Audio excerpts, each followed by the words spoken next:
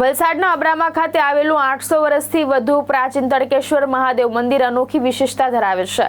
મંદિરના શિખર ઉપર આશરે 22 ફૂટનો ગોળાકાર ખુલ્લો ભાગ હોવાથી સૂર્યનો પ્રકાશ સીધો 7 ફૂટ લાંબા શિવલિંગ ઉપર પડે છે।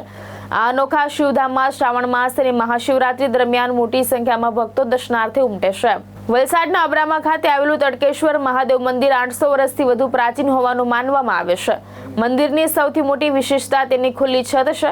શિખર ઉપર આશરે 22 ફૂટનો ગોળાકાર ભાગ ખુલ્લો હોવાથી સૂર્યના કિરણો સીધા 7 ફૂટ લાંબા આડા શિવલિંગ ઉપર પડે છે। સ્થાનિક માન્યતા પ્રમાણે મંદિર ઉપર છત બાંધવાના અનેક પ્રયાસો કરવામાં આવ્યા હતા, પરંતુ તેમાં સફળતા મળી નહોતી। શ્રાવણ માસ અને મહાશિવરાત્રી દરમિયાન અહીં ભક્તોની ભારે ભીડ જોવા મળી છે। અબ્રામાનું તડકેશ્વર મંદિર પોતાની અનોખી રચના અને ધાર્મિક મહત્વને કારણે શ્રદ્ધાળુઓ માટે વિશેષ આસ્થાનું કેન્દ્ર બન્યું છે। અમારું નામ રેખા ધવલ રાણા છે। અમે સુરતથી આવેલા છે। અમે આખું ટોટલ લેડીઝ ગ્રુપ આવેલું છે। અમે આવેલા છે તડકેશ્વર મહાદેવ।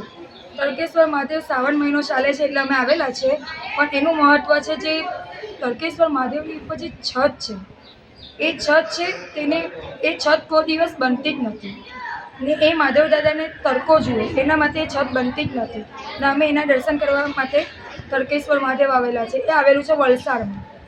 અમે આવેલા છે સુરતથી અને હવે જશું અમે લોકો દિલ્હીમાં। મારું નામ પ્રદીપભાઈ ભટ્ટ છે। હું તડકેશ્વર મંદિરમાં પૂજારી તરીકે કાર્યરત છું।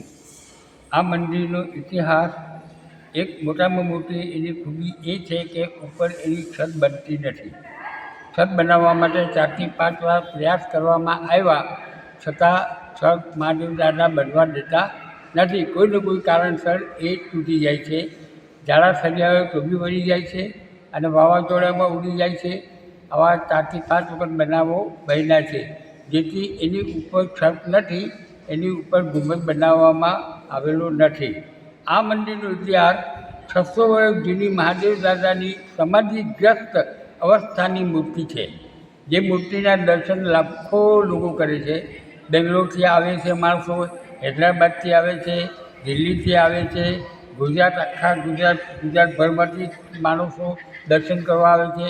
અને ખાસ કરીને શ્રાવણ મહિનામાં એનું મહાત્મ્ય એટલા માટે વધારે છે કે સ્વયંભૂ મહાદેવ છે, એમની મૂર્તિની સ્થાપના કરી નથી, એ પોતે પ્રગટ થયેલા મહાદેવ છે અને સમાધિગત અવસ્થામાં મહાદેવ છે, જેથી એમના દર્શનનો લાભ લાખો લોકો લે છે। મારું નામ દિવ્યા છે। હું યોગા ક્લાસીસ ચલાવું છું, દિવ્ય યોગાસન। આ બધા મારા ગ્રુપના છે યોગાના। અમે લોકો 12 મહાદેવના દર્શન કરવા આવ્યા છીએ અને અહીંયા તપ્તેશ્વર મહાદેવના દર્શન કરીએ છીએ, જ્યાં ઉપર છત નથી, સૂર્યના કિરણો ડાયરેક્ટ એની ઉપર આવે છે।